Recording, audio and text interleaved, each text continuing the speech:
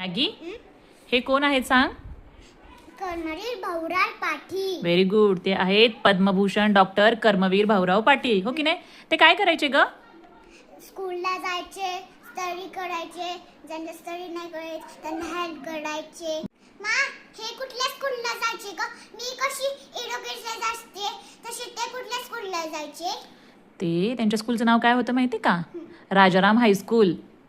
आणि ते कुठं होतं का त्यांचं स्कूल? कोल्हापूर. मॅगी, हे कर्मवीर भाऊराव पाटील होते ना, त्यांनी एक स्कूल काढलं होतं माहिती का? त्यांच्या स्कूलचं नाव काय होतं? रयत शिक्षण संस्था. रयत शिक्षण संस्था. हा, आणि त्यांच्या रयत शिक्षण संस्थेमध्ये कोण शिकायचं माहितीये का? जी मुलं खूप गरीब आहेत, त्यांच्याकडे शिकायला पैसे नाही आहेत, त्यांच्या आई वडिलांकडे, त्यांना शिकता येत नव्हतं. हे कर्मवीर भाऊराव पाटील काय करायचे? त्यांना मदत करायचे. आणि त्यांनी त्या मुलांसाठी काय केलं होतं माहितीये का? एक कमवा आणि शिका अशी योजना काढली होती. त्यांनी एक वसतिगृह काढलं होतं. वसतिगृह म्हणजे काय? हॉस्टेल. ठीक आहे. मग त्या हॉस्टेलमध्ये मुलं राहायची, ज्यांच्याकडे पैसे नव्हते. तिथंच काम वगैरे करायची. बॉईज काय करायचे? शेतामध्ये काम करायचे. गर्ल्स काय करायच्या? जेवण बनवायच्या. त्या पण शेतामध्ये काम करायच्या. आणि त्या बदल्यात काय व्हायचं? त्यांना शिक्षण मिळायचं, हो की नाही? आणि त्यांची जी शाळा होती की नाही, रयत शिक्षण संस्था, त्या शाळेत मी पण शिकली आहे. तू पण? हो. आपला मामा, आपले बाबा. हे त्यांच्या शेजारी कोण आहे ग? त्यांच्या शेजारी कोण आहे माहिती का? त्यांची पत्नी आहे, म्हणजे वाईफ. काय नाव आहे त्यांचं? लक्ष्मीबाई पाटील. लक्ष्मीबाई पाटील. त्यांना काय म्हणायचे माहितीये का? रयत माऊली म्हणायचे त्यांना. रयत माऊली. हो. आणि त्या सुद्धा त्यांना मदत करायचे.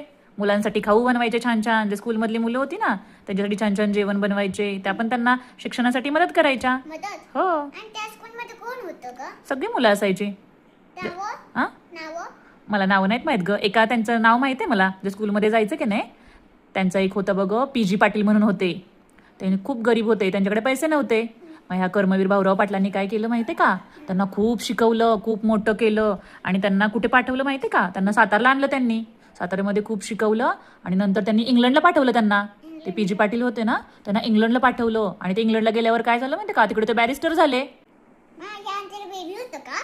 त्या दोघांना स्वतःचं बेबी नव्हतं बाळा, पण जे पी.जी. पाटील होते की नाही, त्यांनाच ते त्यांचं बेबी म्हणायचे. म्हणजे त्यांचा मानसपुत्र होते पी.जी. पाटील.